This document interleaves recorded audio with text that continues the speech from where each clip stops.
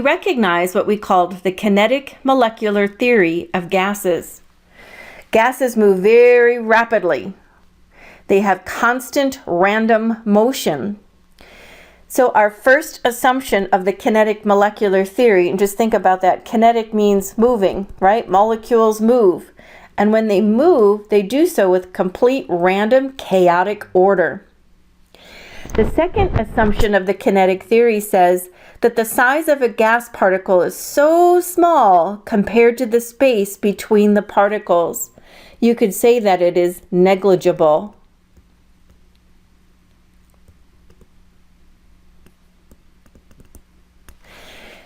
Think about what that says. If I have a container and it's filled with gas particles, that the size that the gas particles takes up is 0 compared to the size of the container itself. Just so tiny compared to their container. The third assumption of the kinetic theory reads that gas particles exert no attractive forces on each other. No attractive forces means they don't attract or repel. They move independently in random motion. And the fourth assumption of our kinetic theory, as you increase the temperature of a gas particle, the kinetic energy also increases. There's a direct relationship. The direct relationship says if I warm up gas molecules, they're going to move faster. If I cool down gas molecules, they move slower. There's a direct correlation with the kinetic energy, which means the velocity. As I warm and cool, we see the same effect on the motion of a gas particle.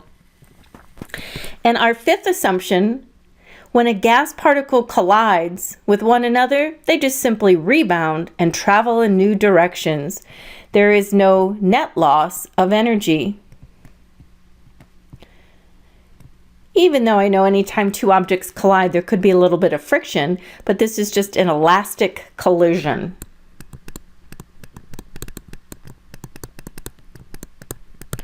We have talked about the 5 statements of the kinetic molecular theory being used to describe the behavior or the motion of gas particles. Complete freedom to chaotically move within their container. And when a gas particle hits the side of a container, it exerts a pressure. We're going to define the term pressure as a result of collisions with the walls of the container. Every time a gas particle hits the side of the container, it exerts a certain force per unit area. And this is our true definition, in terms of like a physical quantity. Pressure is defined as force per unit area. So you could see if you had more and more and more molecules in the container, it would create more pressure because there would be more collisions. If I just think of equating the term gas pressure to collisions, I can understand the relationship between the number of particles and the temperature, all related to gas pressure. So force per unit area is our definition of pressure. Now, how do we measure pressure? One such device is called a barometer. And this is a picture of a barometer here. If you're standing at sea level, so not high up on a mountaintop where the air is thinner, or not deep down in a valley where the air is thicker, but right at sea level, we have what's called standard pressure. If you're standing at sea level and you happen to have just is like a tub full of mercury, and mercury is a liquid at room temperature, and this is just an open column. And so as the air pushes down on the surface of the mercury, it forces the mercury to rise in this tube. Just like a thermometer works, a barometer works as well. If you have a pressure pushing down on the surface, you can see greater and greater air pressure, you'd have a rise in the column. And the opposite is true. If you have low air pressure, like you would up high on a mountain, you wouldn't have as many air particles pushing down, and you'd see the column drop. A barometer measures atmospheric pressure by the rise and fall of a mercury column. Now notice this right here. If I happen to pull out a ruler stick and I measured the height of the mercury column at standard pressure, it would read 760 millimeters on my ruler stick. And so one of the very common units for pressure is an mmHg, which stands for a millimeter of mercury, reading right off of the barometer's ruler stick, mmHg. And notice that at standard temperature, standard pressure, we have an equivalent value of 760 with a decimal point, meaning that 0 is indeed significant. Standard pressure is 760 mmHgs. When you hear that term standard, it means you're at sea level and measuring it with standard conditions. Now, another word that we often hear for a millimeter of mercury is a torr. And that's actually short for a physicist named who actually worked with pressure, Torricelli. There's 2 R's in his name, sorry, Torricelli. And so we abbreviate torr as a unit of pressure as well. And that's really just an honorary thing for the work that Torricelli did with pressure. Another common unit would be pounds per square inch. Now, not so much in a science lab because we use the metric system, but oftentimes when we're measuring pressure, let's say in a bike tire or a car tire, it's pounds per square inch. And the last unit we'll need to be familiar with is the Pascal. And again, that's actually named after a person. And this is the metric system's unit. The metric system uses pascals. And so since that's kind of a big number, you're more often going to see 101.3 kilopascals as standard pressure.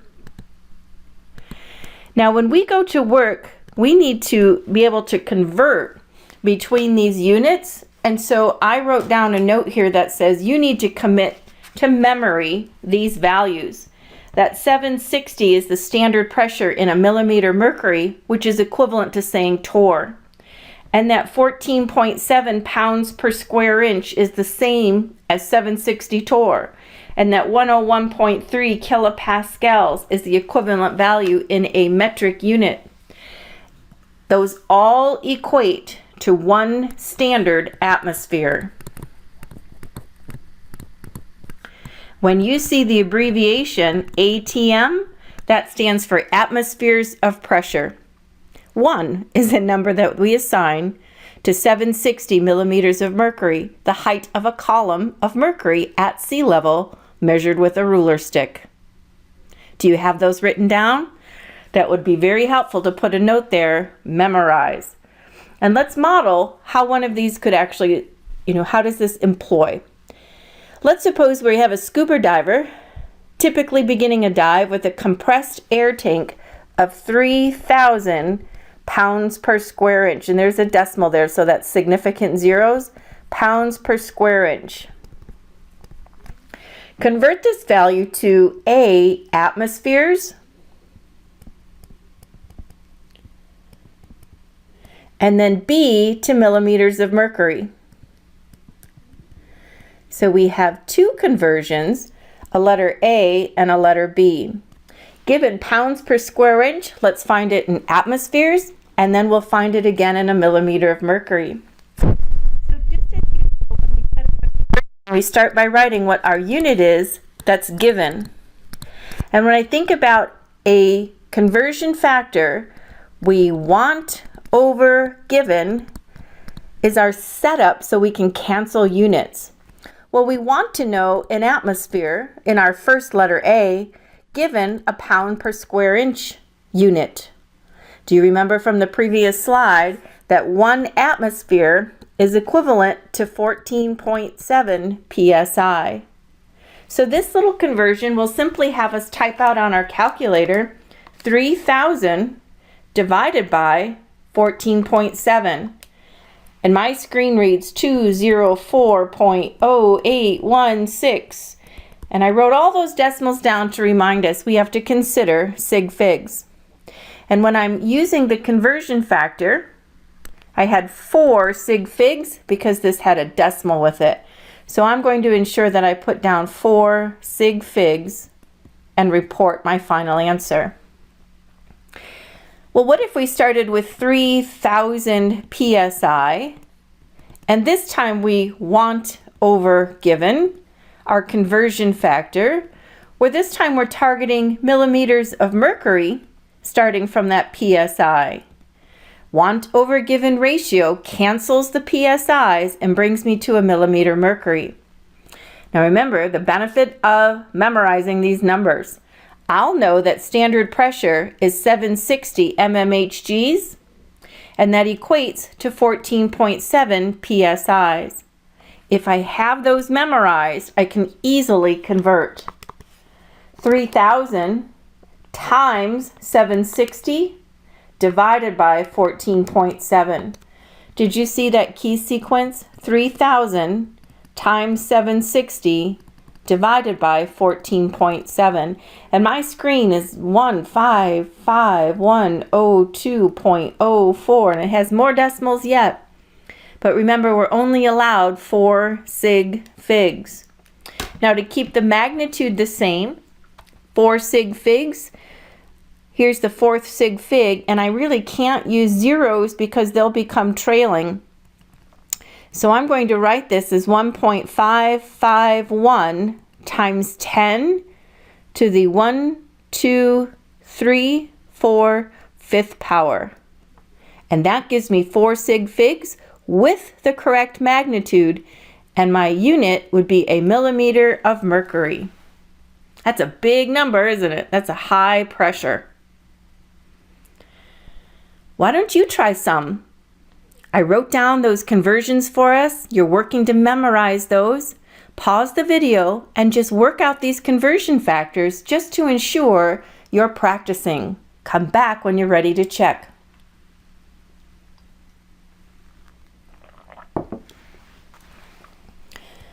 All right, welcome back. We have 3 atmospheres as our given in letter A. We want to know mmHgs. Its conversion is 760 as equivalent to 1 atm. So with letter A, did you just simply say 3 times 760? And when you did that, you found 280 millimeters of mercury. We had 2 sig figs. That was the number 3, so that's what I said. So we need to make sure that we report that out as well. 2 sig figs means I'll have to report that as 2.3 times 10, 1, 2, 3 spots, times 10 to the 3rd, and that gives me the correct magnitude of the number along with scientific notation mmHg. How about letter B? We're given 720 millimeters of mercury. This time we want to know psi's, so it goes on the top.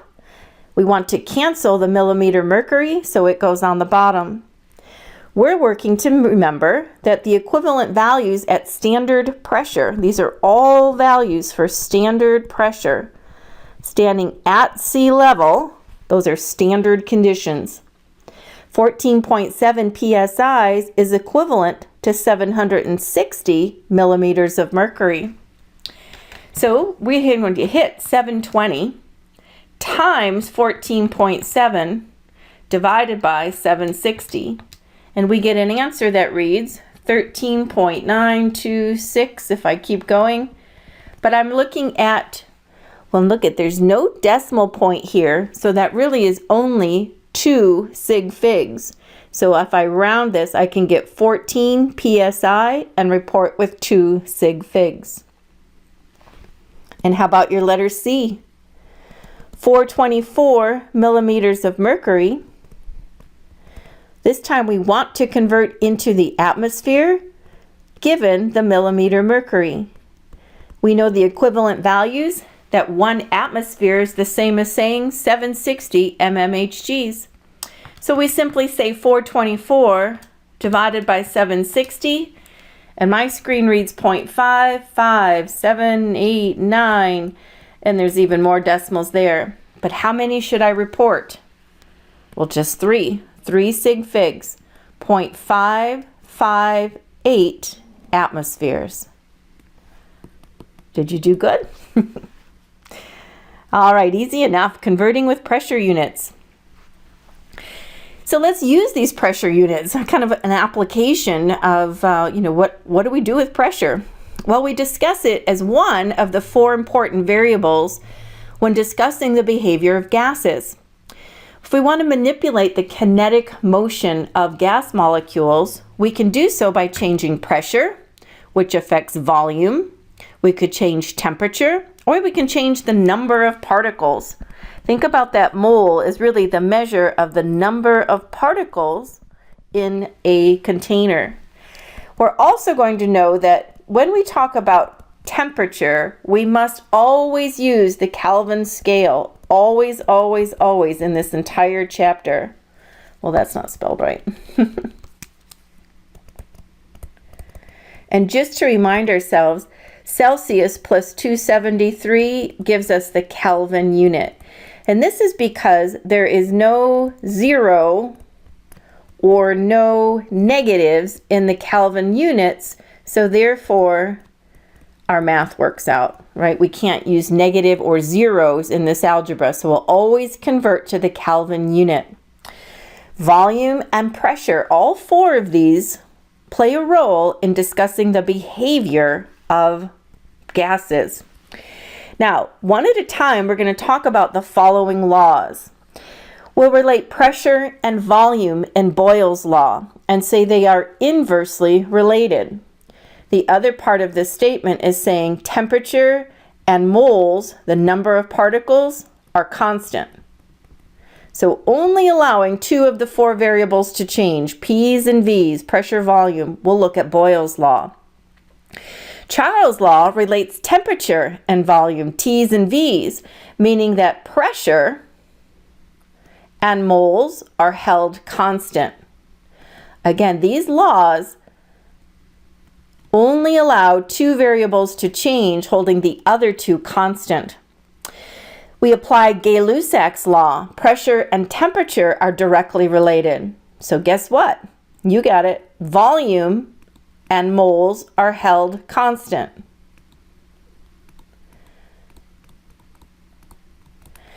And then finally, Avogadro's law. The volume and moles are directly related, and you're holding pressure and temperature constant. And typically we call that STP, at standard conditions, standard temperature, standard pressure. Holding those 2 constant at standard values, volume and moles are directly related. And I just want to share with you, you've been staring at this on the mole map. It's finally going north to the land of the balloon as we've been examining our mole map from a previous chapter. So with this, let's dive into each of these one at a time. The first will be Boyle's law. Boyle's law in words: for a fixed amount of gas at constant temperature, the pressure and volume are inversely related. So think about a fixed amount of gas. In other words, I'm not letting in any more molecules, I'm not letting out any more molecules, and I have them in this piston.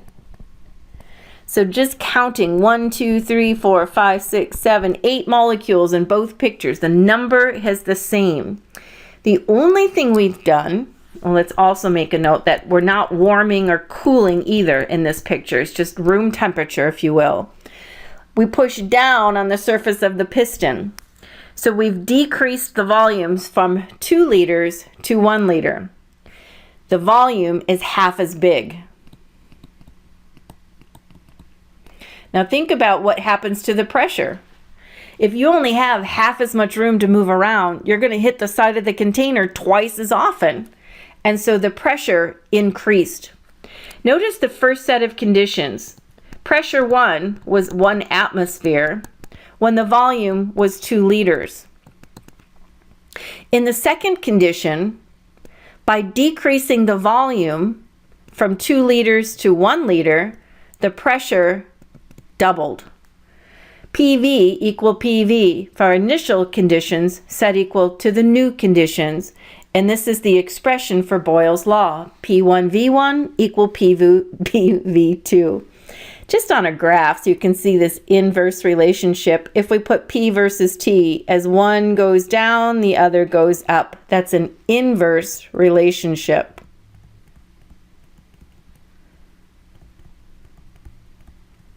And just think of the compression of a piston. And the opposite would be true as well. If we pushed up on the piston, the pressure would drop. More room to move around, therefore the pressure will drop. So let's try an example of Boyle's law. It reads, if a 4-liter container, now as I read my sentence, every time I trip over a number, I use the unit associated to assign a variable to it. A liter is a volume unit, so I'm going to say the first volume is 4.0 liters. It's containing a helium gas with a pressure of 10 atmospheres. All right, so I tripped over a number and I used the unit to assign a variable. Atmospheres is a unit of pressure, given to me as 10 atmospheres. What pressure? Oh, so I'm being asked, what is P2? What pressure does the gas exert if the volume is increased to 6 liters? Again, I tripped over a new variable. Liters is a volume unit, and it's given to me as 6 liters. We want to know the new pressure. Our Boyle's law says pressure and volume are inversely related. PV equal PV. The first pressure was given as 10 atmospheres. Make sure you are showing your work in your note pack. 10 atmospheres at a volume of 4 liters. What is the new pressure when the volume expanded to 6 liters? Let's solve for P2. Now you can see to isolate this variable, we're going to divide both sides by 6 liters. That cancels the 6 liters and you've isolated P2. So on your calculator, you'll hit 10 times 4 and then you'll divide by 6, just to see the key sequence there for you. Take a moment and hit that on your calculator. Make sure that we get a common answer. 10 times 4 over 6. Whoops, I forgot to turn it on. Darn it. 10 times 4 over 6. And I get 6.67.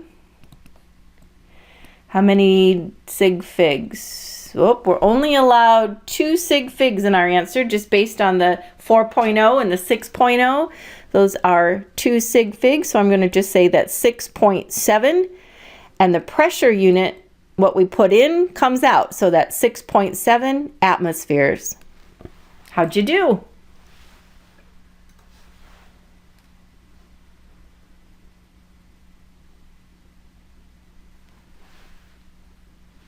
How about trying one on your own? Pause the video, work out a Boyle's law example, and come back when ready.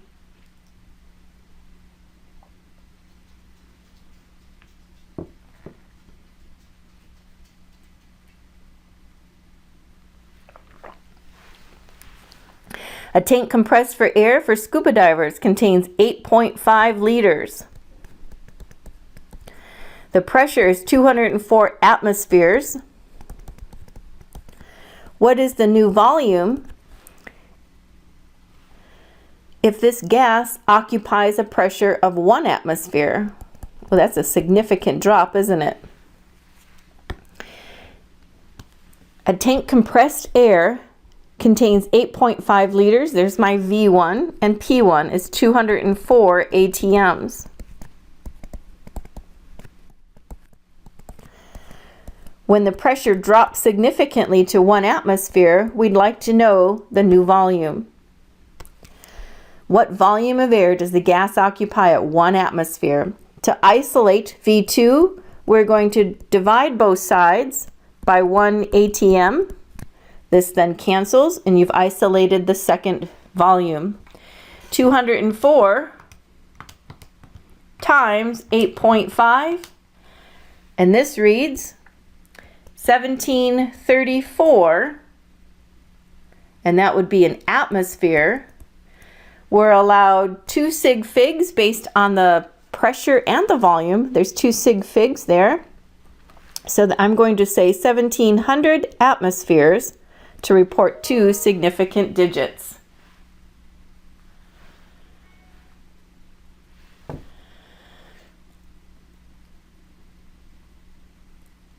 Are you ready to check these answers? When you paused your video, did you work ahead? Ready to check all of these? If not, pause, work ahead, and I'll just continue setting these up. We have initial condition of 2 liters, the first pressure at 4 atmospheres. And all that's changing in each of the following conditions, we're looking for the new volume. If we have 5 atmospheres, followed by 2.5 atmospheres, followed by 10 atmospheres, followed by 380 millimeters of mercury.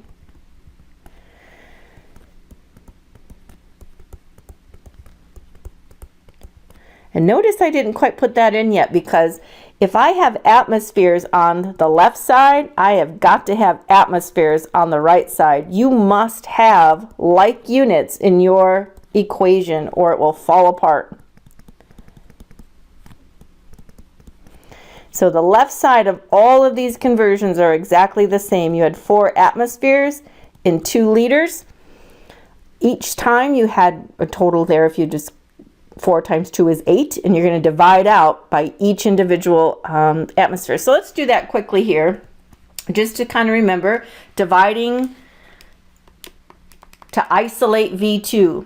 So in letter A, on my calculator, I hit 4 times 2, divide by 5, and I found 1.6 ATMs with 2 sig figs. 4 times 2, divide by 2.5. And I get 3.2 ATMs. 4 times 2 divide by 10, and we get 0.8. Now I need 2 sig figs, so 0.80 to make sure I have 2 sig figs. Before I can go further here, I have got to find the atmospheres, and so I have to do a conversion where I'm going to divide by 760 using the standard pressure. Now remember, I have to have an atmosphere in both sides or the algebra is inconclusive. So 380 divide by 760, that's 0.50 ATMs. That's what goes right here. I have to have like units. So if I have an atmosphere here, I have to have the same unit over here. 4 times 2, divide by 0.5, and the new volume is 16 2 sig figs, so we're good. Oh dude, I'm so crazy. These aren't atmospheres, we're solving for volumes. I'm so glad you told me that. I don't know how I just caught that. These are all liters. Thank you for your patience. We're asked to solve volume, so those are all liter units, duh. All right, good work. Well, let's talk about our next gas law. Oh, nope, we have another problem to solve. Did you work ahead on this one as well? This time we're solving for pressure using Boyle's law. Again, give yourself a chance to work these out. Just pause the video and come back when you're ready to check. We have a sample of gas at 15 mils for our first volume, and the pressure is 0.5 atmospheres. What is the new pressure exerted by the gas in atmospheres? So I have to have an ATM there, and if the volume is changed in the following manner. Now notice this is a milliliter, so I need a milliliter on this side as well. So that works. We have a 30 millimeter in the first. In the second, we would have 5 milliliters. In the third, we would have 100 milliliters. And in the fourth, we know that a liter can easily be converted to a milliliter by sliding the decimal over. So the equivalent value is 1,000 milliliters. And each time we have the same left side of the equation, we're just looking to solve for the new pressure. So for instance, in letter A, we'll hit 15 times 0.5 and you'll divide by 30. In letter B, you would hit 15 times 0.5. This time you'll divide by 5. And in letter C, you would hit 15 times 0.5 over 100. And in letter D, when you solved for this, you did 15 times 0.5 over 1,000. And each time there, you're solving for a new volume having like units on both sides. So when we hit 15 times 0.5, you get 7.5.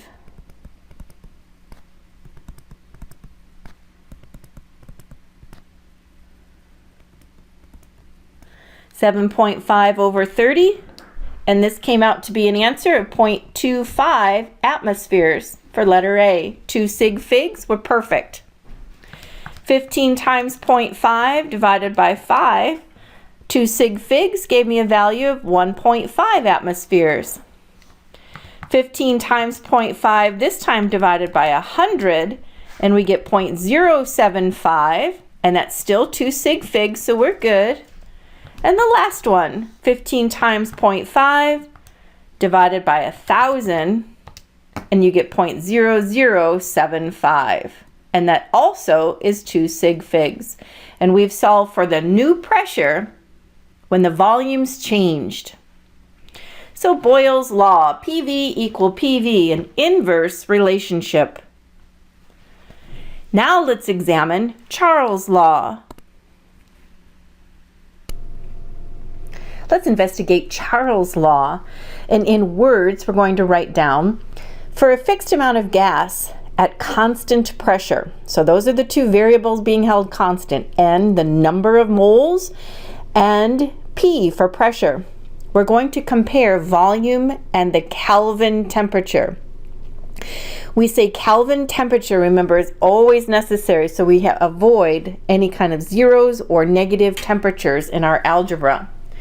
Volume and temperature are directly related. That means if I warm up a molecule, the volume will expand. If I cool down a molecule, the volume contracts. They are directly related. The volume versus temperature. If I think about a direct relationship, we see a positive slope. As one goes up, the other goes up. Notice in our first set of conditions, we have a piston again that's free to move because the pressure is being held constant. And remember that the number of particles is held constant as well. So I'm not inviting more molecules in or letting any escape out. At 200 Kelvin units, this fixed number of molecules occupies a volume of 1 liter. That ratio of 1 liter to 200 Kelvin is equivalent to doubling the temperature and allowing that volume to expand. Whoops, doubling it, not keeping it the same. Doubling the temperature expanded the volume. So here you see mathematically V1 over T1 is equal to V2 over T2.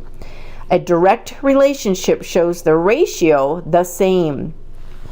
So Charles' law shows a direct relationship, meaning as I increase the number of Kelvin units, the kinetic energy of the particles increases, the molecules start to move faster and faster and faster, and they spread out.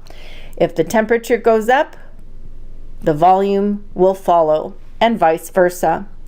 Remember our formula for converting Kelvin units? Celsius plus 273. So let's try one out. If a balloon, and again, I'm going to recognize every time I have a unit, I'm going to just assign it a variable. So I have 0.50 liters at a temperature of 25 degrees Celsius. And I cool that temperature very cold, negative 196 degrees Celsius. What is the new volume of that balloon? So I'm cooling a balloon significantly. the first volume of 0.50 liters set over the Kelvin unit. So before I put that in, I want to add 273. When you add 25 and 273, the Kelvin unit comes out as 298. Check that on your calculator with me. 298 Kelvin units. That's what goes into the Charles law value. We're looking for our new volume, and don't forget to add 273 to this Celsius. And that gives me a value of 77 Kelvin units. And remember, always, always, Kelvin. If we had placed a negative temperature, we'd end up with a negative volume, and that makes no sense, does it? So here we have solving for V2. Now, how do we isolate this variable? Well, when we think about isolating the variable, I want you to just cross multiply. So we could simplify the left side first, or you could just cross multiply, whatever you're most comfortable thinking about doing here. And it all just goes back to what you're most comfortable, cross multiply. I'm trying to talk and write. When I cross multiply to solve for V2, I would have 0.50 liters times 77 Kelvin units set over 298 Kelvin units. That's our isolation of V2. Cross multiplying, always start with the side without the variable.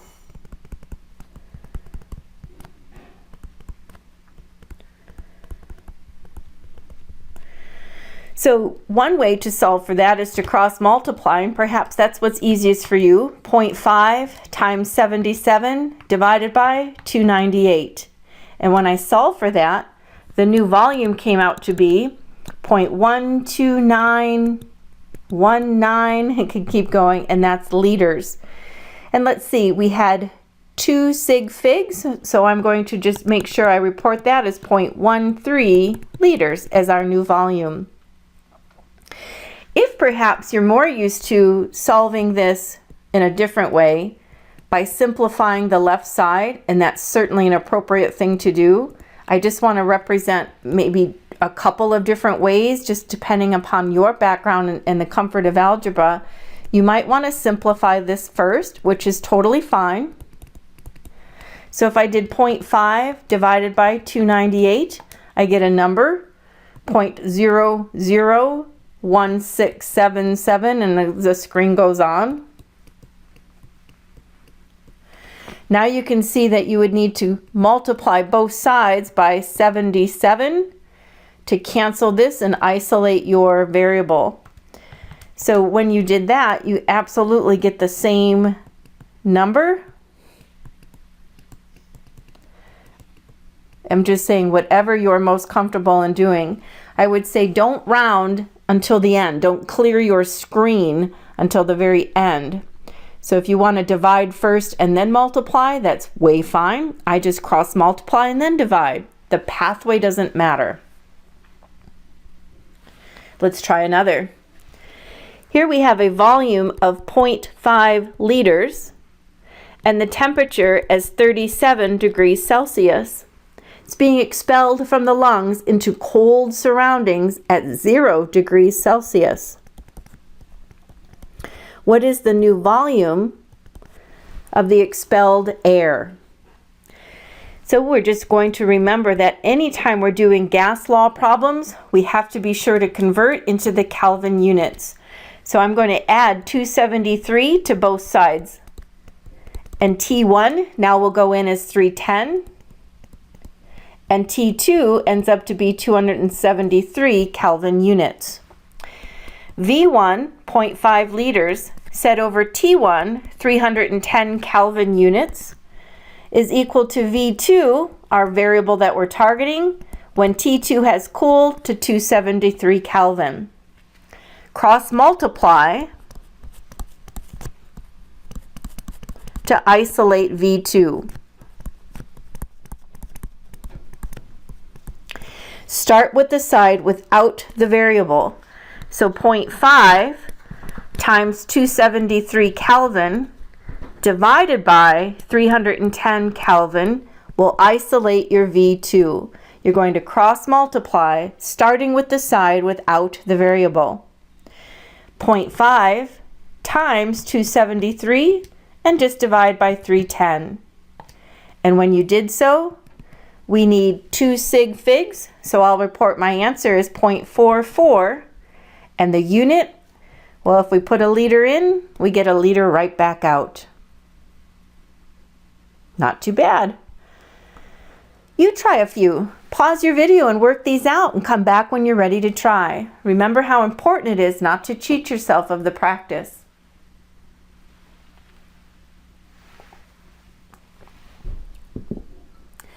In letter A, we're given 25.0 liters at 45 Kelvin units. We'd like to know the new volume when we significantly warmed to 450 Kelvin units. What does the volume now occupy?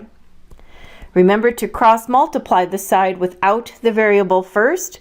So to isolate V2, you're going to hit 25.0 liters times your 450 Kelvin units. Then you'll divide that by the 45 Kelvin units to isolate V2. When you hit 25 times 450 and divided by 45, did you find 250 liters? And that's still 2 sig figs. As long as I don't put a decimal point there, we're fine to leave it as 250. How about letter B? We had 50 mils as our first volume, and we had 400, well, not really, that's 673 Kelvin units. Whoops, I had a moment of dyslexia, hang on. 673 Kelvin units.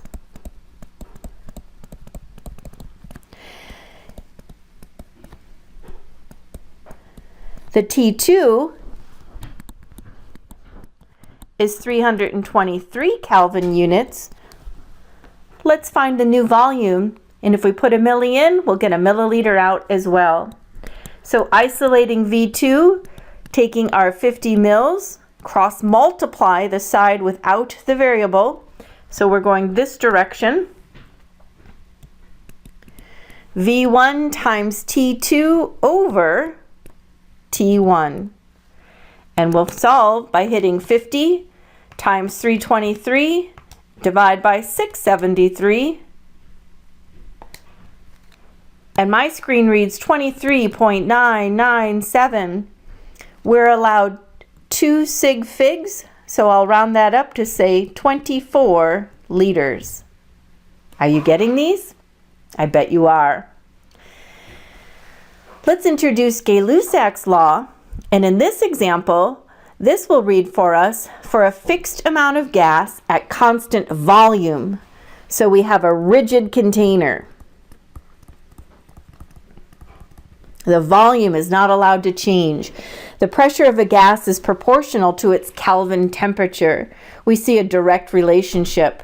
If I place pressure versus temperature in a rigid container, think about a pop can, and don't ever do this, but if you throw a pop can into a fire, into the fire pit at a campsite, run, right? As your pressure begins to increase, and with no way of expanding because of a rigid container, it will just burst. Pressure will increase. So as I warm up a contained volume, pressure will rise, a direct relationship. And just think of this as kind of having a little flame under it. You're warming this piston. The piston, however, is not allowed to expand. It has a rigid container. And when it doesn't expand and I warm it up, the pressure is going to increase. So constant volume, pressure will double when the temperature doubles. So this is a P1 over T1 set equal to PT over T2. And remember, this has to also always be in a Kelvin temperature. What's being held constant? Constant volume, constant number of particles. Let's try one. The tire on a bicycle is cooled in a garage, and it's at 18 degrees Celsius, and the pressure is given to us as 80 pounds per square inch. What is the pressure after riding the bike? The tire warms up when you ride it, and it warmed up to 43 degrees Celsius. What would the new pressure be? Well, before I go on, I want to make sure that I remember to convert into Kelvin. So my 18 Celsius converted to Kelvin units is actually 291 Kelvin units. And 43 converted into Kelvin gives me 316 Kelvin units. So my 80 psi set over the first temperature of 298 Kelvin will be equal to the new pressure we're solving for, set over the 316 Kelvin units. Now we warmed it up. I expect the pressure to increase. As I warm up a gas and it's not allowed to expand in its container, the pressure will rise. Remember, cross multiply the side without the variable first. So 80 pounds per square inch times 316 Kelvin units divided by the 298 Kelvin units, that's our T1, isolates P2. I'll hit 80 times 316 divide by 298, and we have 84.832. Now how many sig figs? It looks like we're allowed 2. So I'm going to round to 85 pounds per square inch.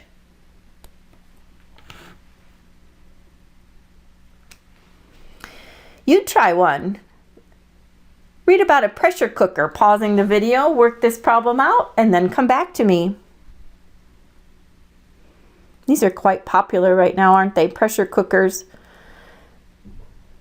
By heating the contents of a pressure cooker at constant volume, the pressure increases. If the steam inside is initially at 100 Celsius, at a pressure of standard unit 1.0 atmosphere, what is the final temperature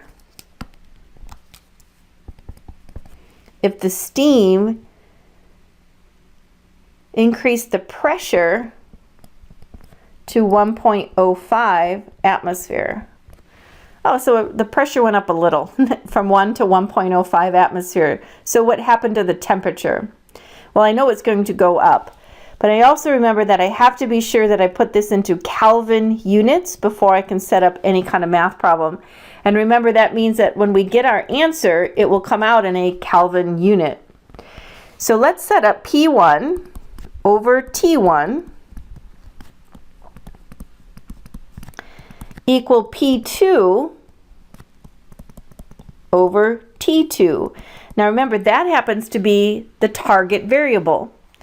I still want you to employ the same type of algebra. I want you to cross multiply, but this means you're going to start with the side without the variable. This is this direction, isn't it? When we cross multiply, we start with saying 373 Kelvin times 1.05 atmospheres. That will be set over 1.0 atmospheres, and that isolates T2. So cross multiply the sides, the two numbers, without the variable and divide by the third number. Let's hit that. 373 times 1.05 divide by 1. Now when we get this answer, 391.65, that's my Kelvin unit. To go back to the Celsius answer, subtract 273, and we get 118.65 degrees Celsius, but we're only allowed, looks like 3 sig figs, so I'll put that as 119 degrees Celsius. You must always have a Kelvin unit.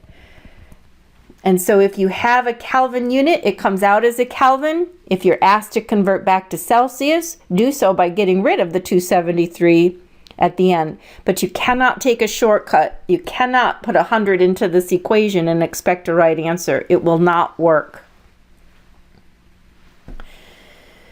How about trying these on your own? We have a temperature 0.5 liters of a gas, 25 degrees Celsius,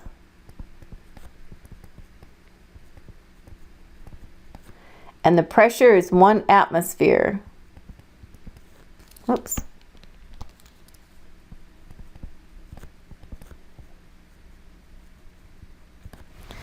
The temperature of a 0.5 liter gas system at 25 Celsius and 1 atmosphere is changed to each of the following temperatures.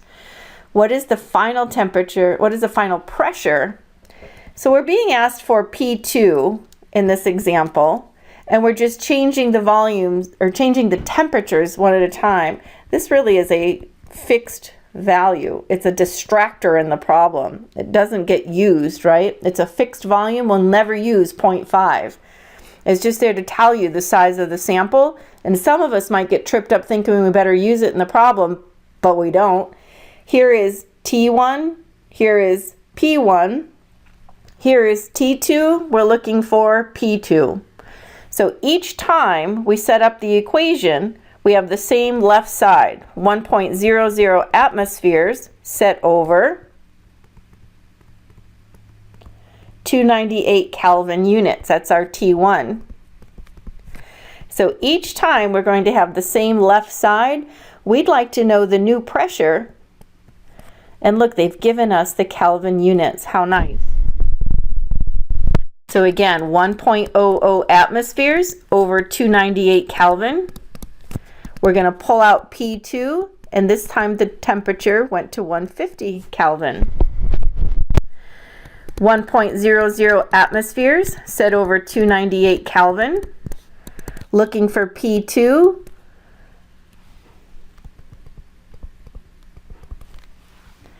(50 plus 273 is 323 Kelvin units. And letter D, 1 atmosphere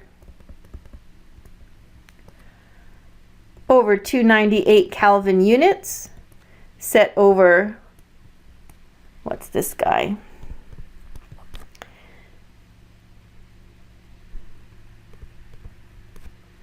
And that's 473 Kelvin units. There, we got them all set up. Is that matching what you have on your page? Now we're just going to cross multiply 1.0 times 310 divided by 298. Cross multiply 1 times 310 divided by 298. And I'm finding, what do we need? 2 sig figs. So I'll do 1.0. And that unit comes out as an ATM. My screen reads 1.04, but I'm going to round to just 2 sig figs. So again, cross multiply the two numbers without the variable. 1 times 150 divided by 298. And we need 2 sig figs, so I'm going to write this as 0.50 ATMs. Are those matching? 1 times 323 divided by 298. 2 sig figs, so 1.1 ATMs. And the last one, 1 times 473 over 298. And that comes out to 1.6 ATMs, all cross multiplying, remembering always to have the Kelvin units. Hey everyone, Mrs. Anson back. You know, the last time we were together, we were looking at Boyle's law, PV equal PV, Charles' law, V over T is V over T, and Gay-Lussac's law, P over T equal P over T. You think, oh my gosh, that's a lot of letters to remember. I want to encourage you that you do not need to memorize all 3 separate gas laws. Instead, work to understand their relationship altogether. If I can remember PV over T for any condition, I now have all gas laws memorized. Just saying PV over T, and I can find any of those variables. Here's Boyle's law, PV equal PV. Charles' law, V over T is V over T. Gay-Lussac's law, P over T. All 3 of them combined together in one relationship creates what we call the combined gas law. Notice there is one variable still being held constant, and that's N, the number of moles, the number of particles inside of our containers. The gas relationship, PV over T, allows us to just find any of these, and if one is held constant, it simply falls out of the equation. No need to memorize 3 separate gas laws.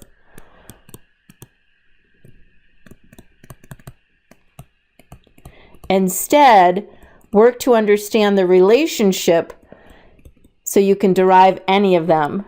You need to just remember PV over T equal PV over T. Know this relationship and you'll have all the gas laws remembered.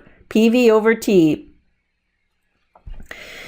So let's take a peek at an example of a combined gas law problem. And every time I read a number, I'm just going to assign a variable to it. A weather balloon contains 222 liters. That sounds like a volume unit, so I'm going to assign it a unit of V1. 222 liters of helium at 20 degrees Celsius. Well, that's a temperature unit, so I'll assign it the variable of T1. And the 760 mmHg, well, that's a pressure unit, so I'll assign it a variable of P1. We have our conditions of PV and T for set 1.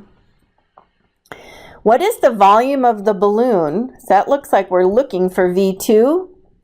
When it ascends to an altitude where the temperature is very cold, is negative 40 degrees Celsius, and the pressure up high, of course, would have dropped to 540 millimeters mercury.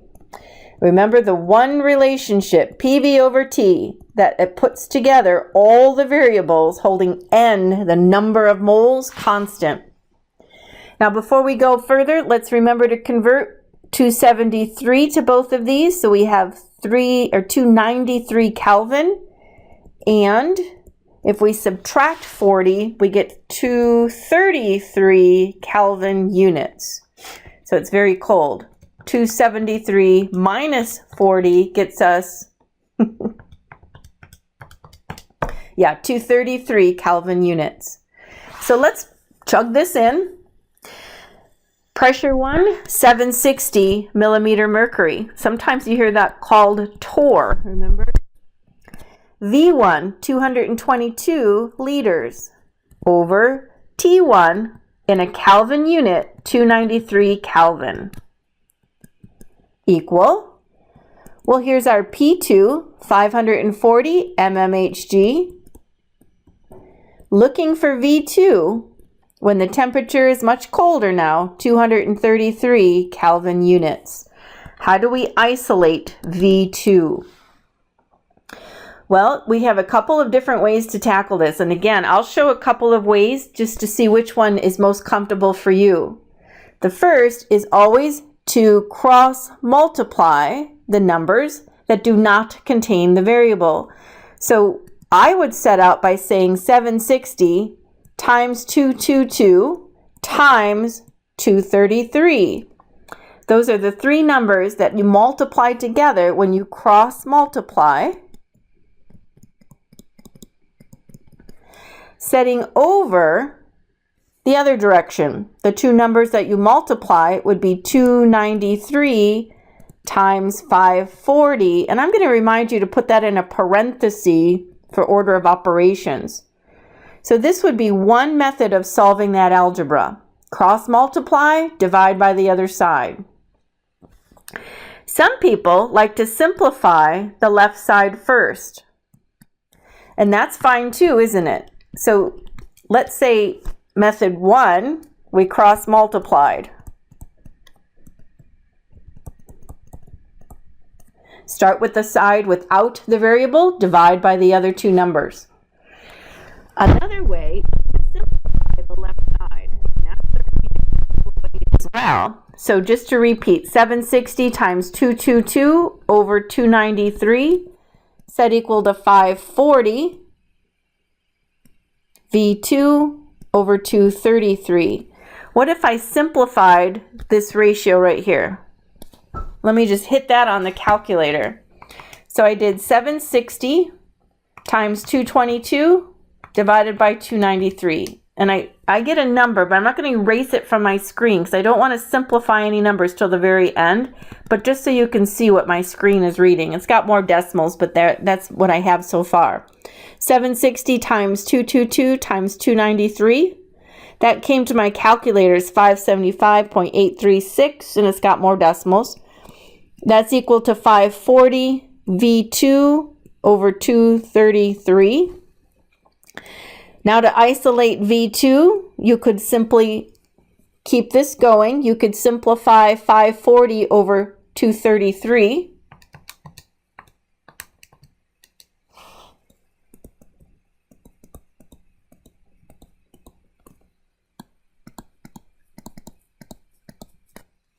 And then finally divide both sides.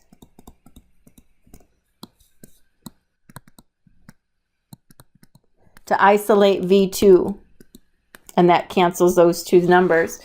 This to me is so much longer, but some people just really feel that it works better for them. And it's not my preferred mode, but I just wanted to show it. You could get to the answer really by simplifying each ratio as you go.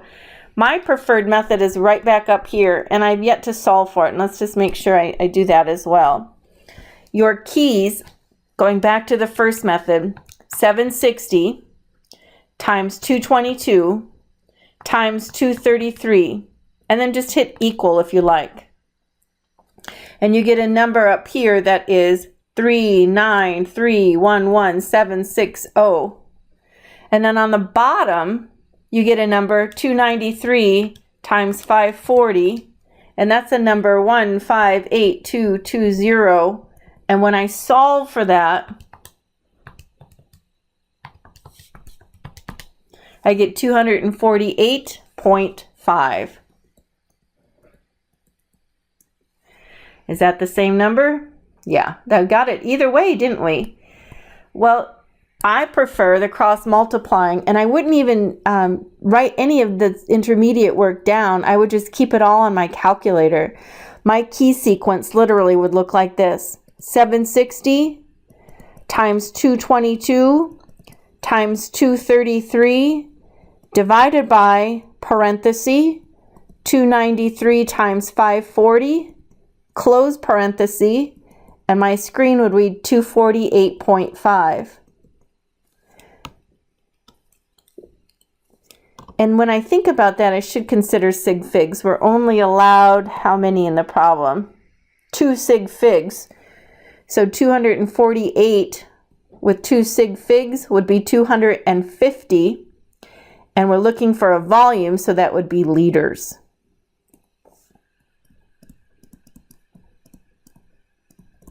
So this one took me a little time to show you all the different ways to solve for V, and it's just whatever you prefer. You're all experienced algebra stars, I know that.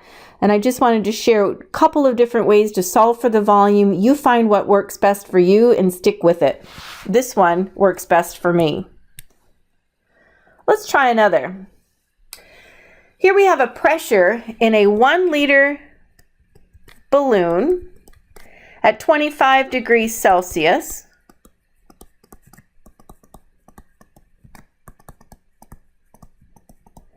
And the pressure is reading 750 millimeters of mercury. What is the pressure when it's cooled to negative 40 degrees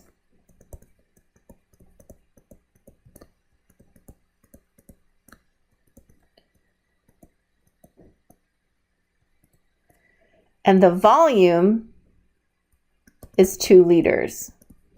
All right, so I just generated a list. Every time I find a number, I associate the unit with that number, assigning it a variable. We have PVs over Ts. This is a job for a combined gas law. PV over T. So P1, 750 millimeters of mercury is our pressure. At the V1 given to us at 1 liter. And the T1, which is 298 Kelvin units. We're going to solve for P2 when the volume has changed to 2 liters and the new temperature is 233 Kelvin units. Always, always the Kelvin. Now remember this strategy. Start with cross multiplying the side without the variable first. So to isolate P2, I would hit 750 millimeter mercury times 1.0 liter times 233 Kelvin units. Then I would divide by parenthesis 298 times 2 close parenthesis equal. That is my key sequence. 750 times 1 times 233 divided by parenthesis 298 times 2 close parenthesis equal. That's my key sequence to isolate P2. Multiply the side as we cross multiply without the variable, divide by the other two numbers. Hit it with me. Let's be sure we're getting it right.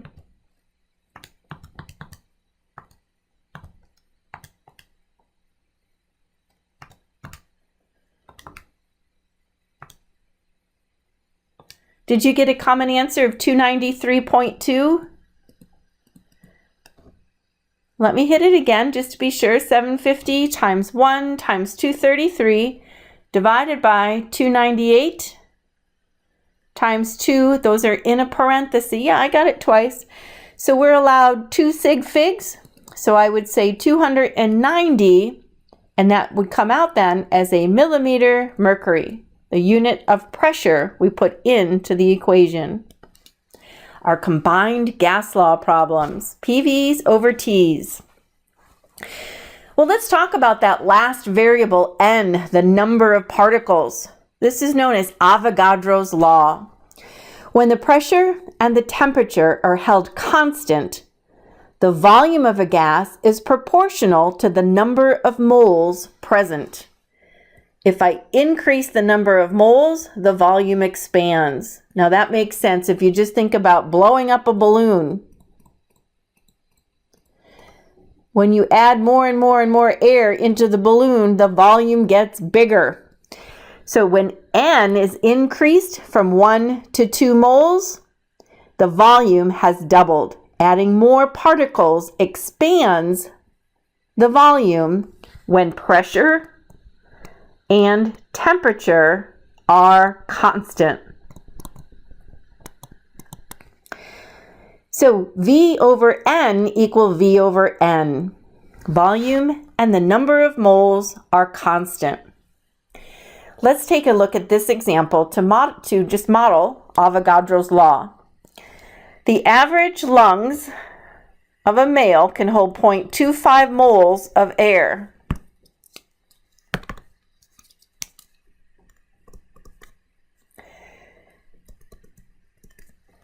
The number of moles, N, the number of moles. And the volume is 5.8 liters. How many moles of air did the lung of an average female hold if the volume is 4.6 liters? So the volume is directly related to the mole. 5.8 liters set over 0.25 moles will be set equal to 4.6 liters over N2. What we're looking for is the new number of moles. Volume and moles are directly related. Let's solve for N2. Now remember our strategy, you cross multiply the sides without the variable first. So to isolate N2, we're going to multiply 0.25 moles and 4.6 liters and set those over 5.8 liters. That's isolating N2. Cross multiply the sides without the variable, divide by the other number.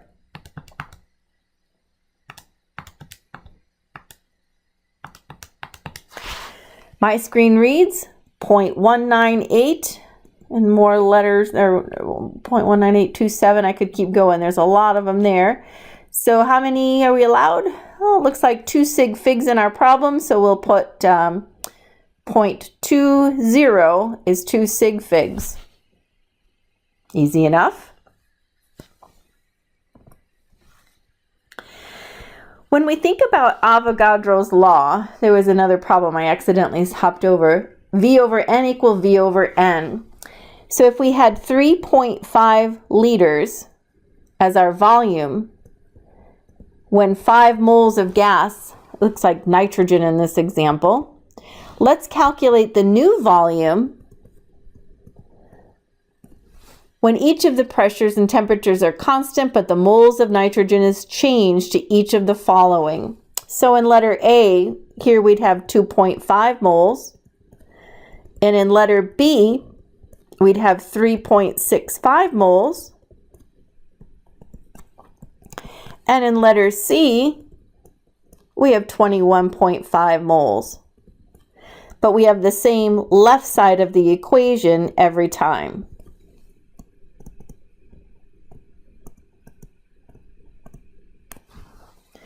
When that happens, we just cross multiply the sides without the variable first and divide by the other. So to isolate here, we would say 3.5 times 2.5 over 5.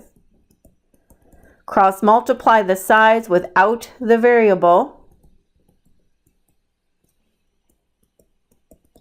just to help you see the key sequence of solving for V2. Again, not necessary to show that all the time, but I just like to write more than necessary so you can see the key sequence. 3.5 times 2.5 over 5. This is 1.75, so I'll keep our 2 sig figs and I'll put 1.8, and that would be a liter.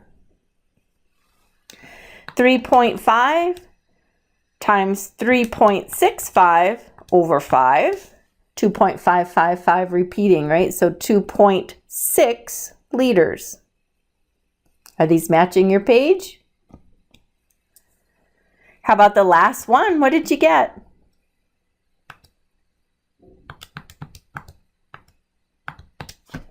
My screen reads 15.05, 2 sig figs, so I'll just leave 15 liters. That's big. Now, when we think about Avogadro's law, I wanted to just remind you, you've been staring at your mole map for a few chapters now, and I said we're going to, just one day, we're going to go north to the land of the balloon, and today's the day. Avogadro's law really is nothing more than an application of the mole map. Often, amounts of gases are compared as a set of standard conditions. STP stands for standard temperature and standard pressure. Remember, standing at the sea level, the mercury column on our barometer would be 760 millimeters tall on a ruler stick. Standard pressure is 1 atmosphere, which is the same on a ruler stick as 760 millimeters for a mercury column in a barometer. On our temperature, using the thermometer, standard temperature is 0 Celsius, but we know never to use Celsius in a problem, so we're remembering it as 273 Kelvin units. Any gas at STP, standard temperature and pressure, I don't care what the gas is, 1 mole of any gas occupies a volume of 22.4 liters. That's the size of this balloon. 22.4 liters is equivalent to the size of 1 mole at STP. When you look at your mole map, you can see the 22.4 liters as our conversion factor between the world of moles and the world of volume. Remember, we always multiply to head out and we divide to head in. This is really just Avogadro's law. 1 mole of any gas at standard conditions occupies 22.4 liters. That's called the standard molar volume. Remember, on this we had something called molar mass, which is the weight of any compound off the periodic table. Here we have molar volume as our exchange unit, 22.4 liters. And here we had Avogadro's number as our exchange unit between counting and the mole. Now in chapter 5, we spend a great deal of time traveling these two roads, weighing by counting, counting by weighing. We've just explored going north to the land of the balloon using molar volume of 22.4 liters.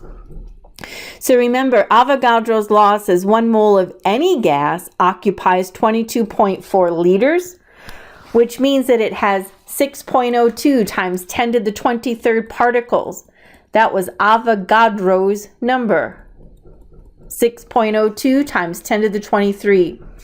So if I have 1 mole, I know I have 6.02 times 10 to the 23 molecules. I would occupy a volume of 22.4 liters. But when I go out to the scale, atoms don't weigh the same. They have unique molar masses. So thinking about H2, well, that's not H2, that should be He, helium. Helium weighs 4 on the periodic table. So a mole of helium would weigh 4 grams. Nitrogen weighs 14, so a mole of molecular nitrogen would weigh 28 grams. That's the molar mass.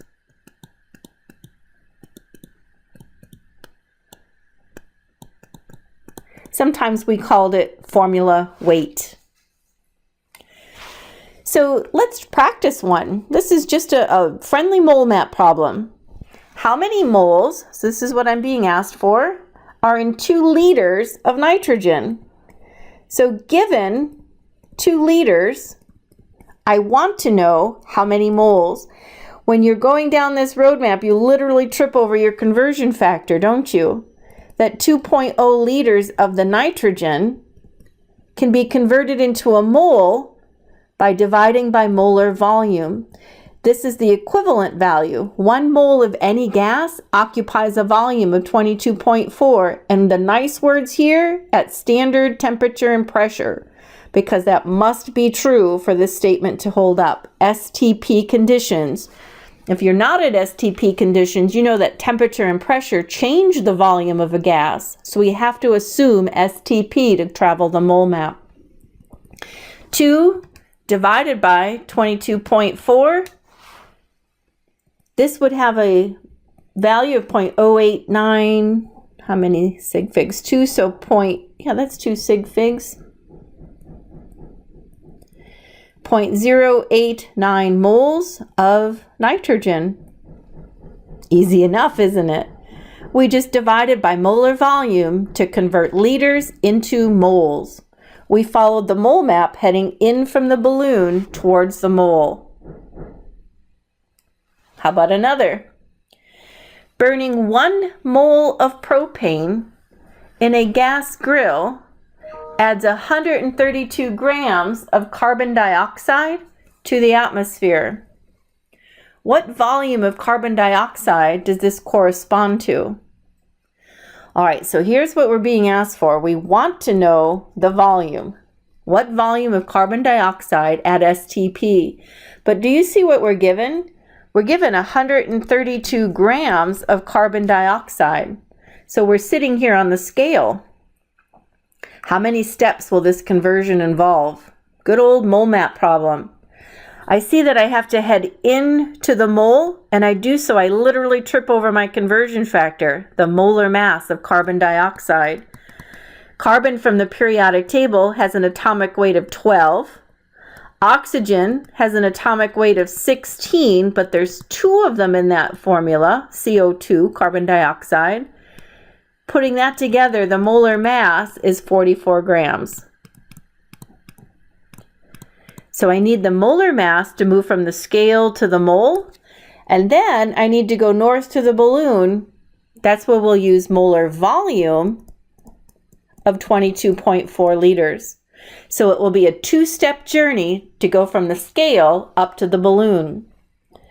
132 grams of carbon dioxide can be converted into a mole by using its molar mass. 1 mole of carbon dioxide would weigh 44 grams. We did that right here. That brings us to the center of the mole map. I'm standing right here at the mole, and I want to go north to the balloon. And I can see heading out, I always multiply. There would be 22.4 liters in a mole of any gas. A two-step conversion where we divide by molar mass and multiply by molar volume. Well, let's see. 132 divided by 44 times 22.4. How big is that balloon?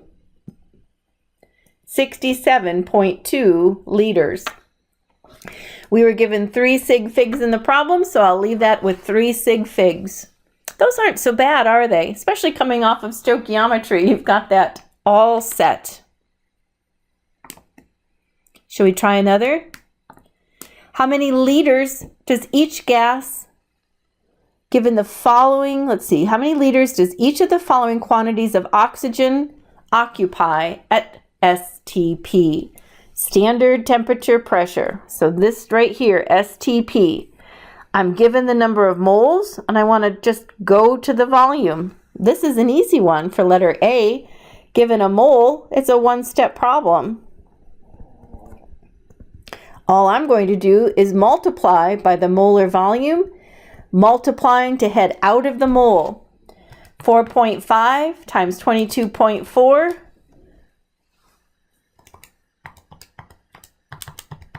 I hit that wrong the first time, is 100.8. We need 2 sig figs, don't we? So how do we do that? Keep the magnitude the same. I'm going to use scientific notation. 1.0 times 10 squared is 100 with 2 sig figs, and my unit would be a liter.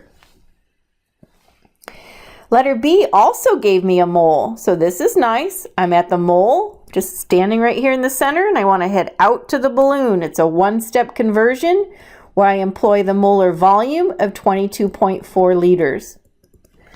So this time I just go 0.35 times the molar volume, 22.4, and I have 7.84 liters. 2 sig figs, so let's convert that, 7.8 liters. Now, what's different with letter C? I'm down here, aren't I? I'm given the scale. I have 18 grams of oxygen. How do I move from the scale to the mole and then north to the balloon? Well, I have to use the molar mass to convert from grams to moles. Remember, we were given molecular oxygen?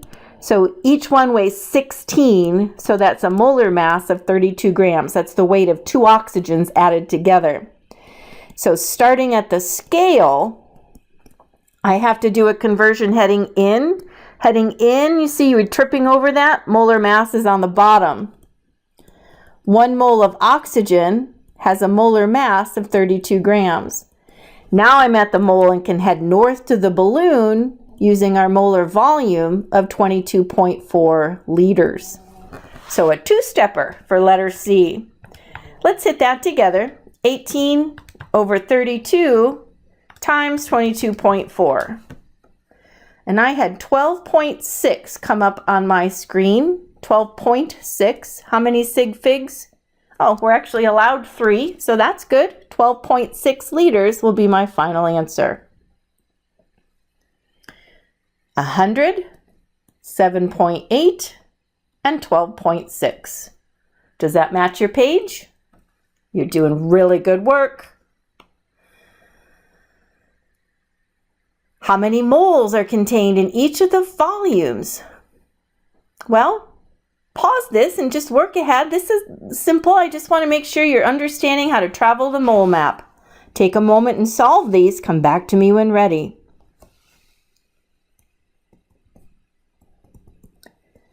.5 liters starts us at the balloon, and we're going to go into the mole. Notice how molar volume is on the bottom. We divide to head in. So here we want to set 1 mole over 22.4 liters.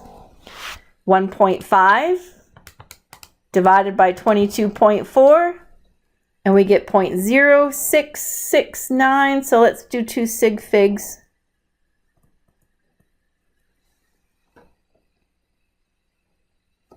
Letter B. We're starting with 8.5 liters, and we know that 1 mole of any gas occupies 22.4 liters. 8.5 divided by the molar volume of 22.4. Let's see, 2 sig figs in my answer, 0.38. Now letter C is a little tricky, kind of, just that notice our conversion is a liter. So when I start out, make sure that you did this first. We have to say that the liter unit is always required to use the molar volume of 22.4 liters. So now just make sure that you moved your decimal so that you ended with a liter unit to go out of the balloon. So 25 divided by 1,000 converts your millis into the liter unit. And then I can divide that by 22.4. We get a really tiny number, 0.00111. Yeah, so 0011 moles. Are you doing good?